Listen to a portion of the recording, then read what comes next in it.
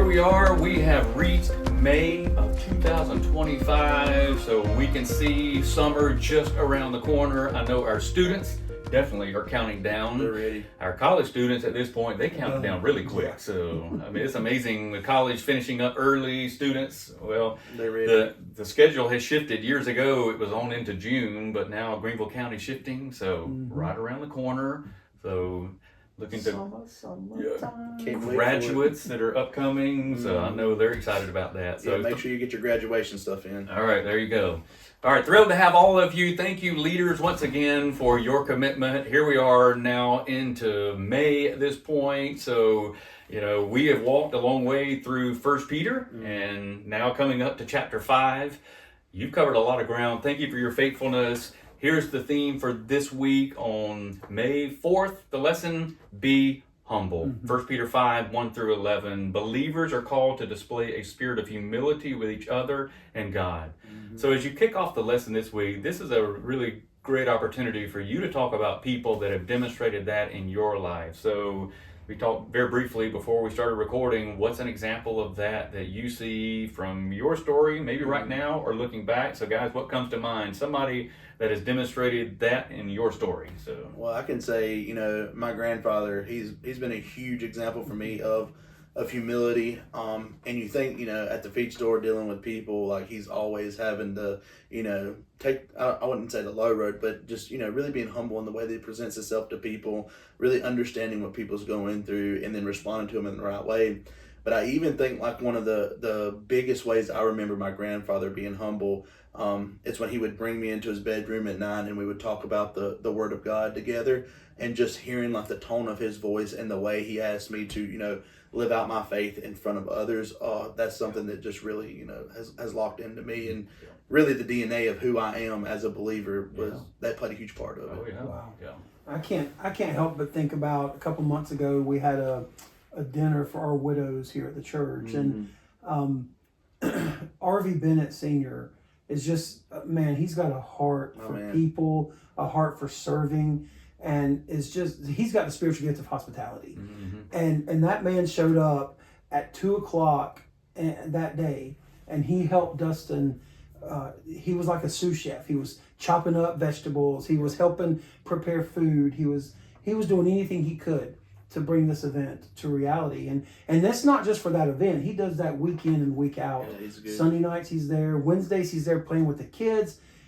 He just has a very humble heart, a humble willingness to serve. Yeah. And that's what's so beautiful to see in his life. Yeah. So have a great conversation about that. And this is not to spotlight these people because they don't want the spotlight.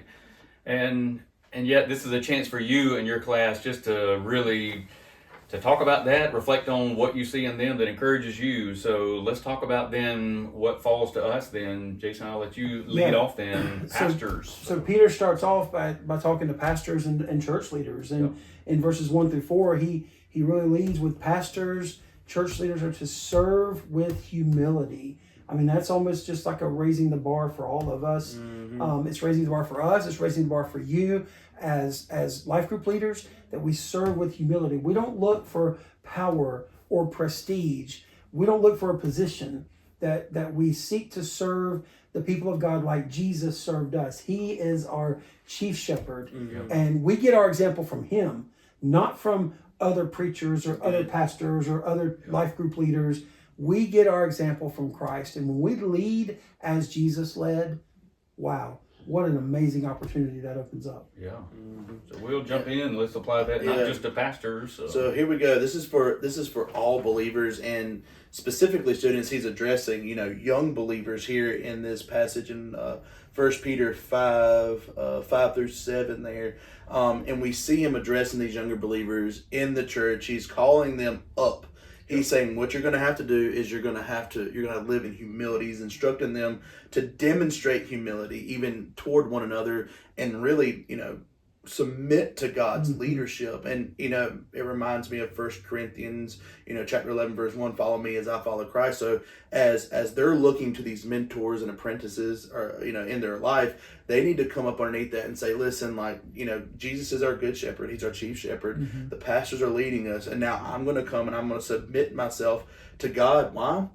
Oh, because I know that they care for me, and I know that they want to help bear my burden, and they really want to see the best for my life. So Peter's instructing these young believers to submit, be humble, and live those. So Will's cheating a little bit. That's part of his dissertation. So he's not letting you know that. So this is an area where you spent some time. A lot of time. Leaders and how they're setting that example. So the last part, as you wrap up chapter 5 in your discussion this week, is a warning. So Peter's going to offer this warning. Believers need to be alert, watchful of Satan's schemes so that they can resist him. So as a word of caution, then Peter's going to charge believers, be alert to Satan's schemes, resist him.